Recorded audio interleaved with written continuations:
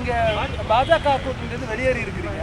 உங்ககிட்ட பாஜக தலைவர்கள் தொடர்ச்சியா பேச முற்பட்டாங்களா? பாஜக கூட்டணியிலிருந்து இதுவரை யாரும் இல்லை. சார் உங்களுடைய மதிப்பு புரியாம அவமானப்படுத்தியதா பாக்குறீங்களா? அப்படியெல்லாம் இல்ல. ஏன் இந்த கூட்டணி? எனக்கு ஒரு சுயமரியாதை இருக்கிறது.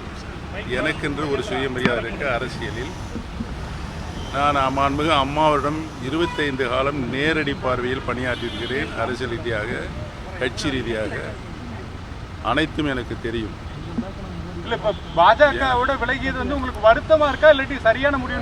இன்றைய கால சூழ்நிலையில் எனக்கு ஒரு வருத்தம் இருக்கிறது. என்ற வருத்தம் என்று சொன்னால்,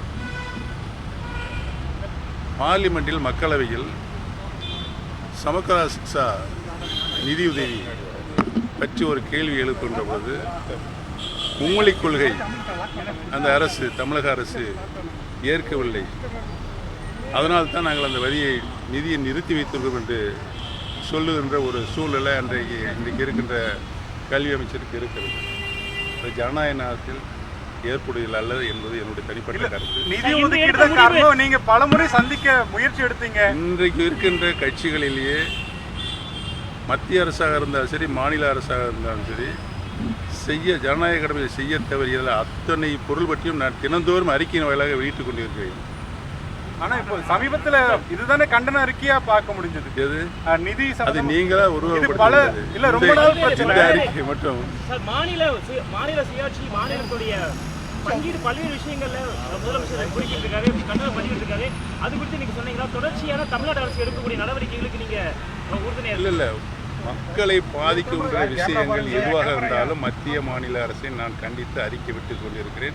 இதுதான் இன்றைய நிலைமை. இன்னைக்கு தேசிய ஜனநாயக கூட்டணியில இருந்து வெளியேறி இருக்க முடிவு தொடர்ச்சியா தேர்தல் வரை நீடிக்குமா? அதுவும் அப்படி ஒரு சந்தேகத்தை எழுப்புறாங்க.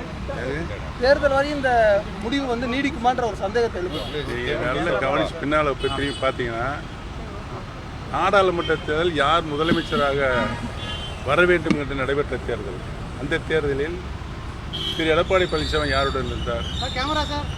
தேசிய அளவில் ஒரு ஜனநாயக ஒரு கூட்டணி அமைக்கின்றார். மாண்புமிகு பாரத பிரதமர் பக்கத்தில் உட்கார்ந்து அழைக்கிறார். ஒரு வாரத்தில் என்னாச்சு? போயிட்டாரு. அந்த தேர்தல் தனித்தனி என்னங்க இப்போ வந்து ஒன்று சேர்ந்துருக்காங்க. வாழ்த்துக்கள். சரி, இப்போ திமுகவுடன் கூட்டணி வைப்பீங்க அப்படின்ற ஒரு முடிவுக்கு வரலாமா சார்? இல்ல அதை மறுத்துருவீங்களா?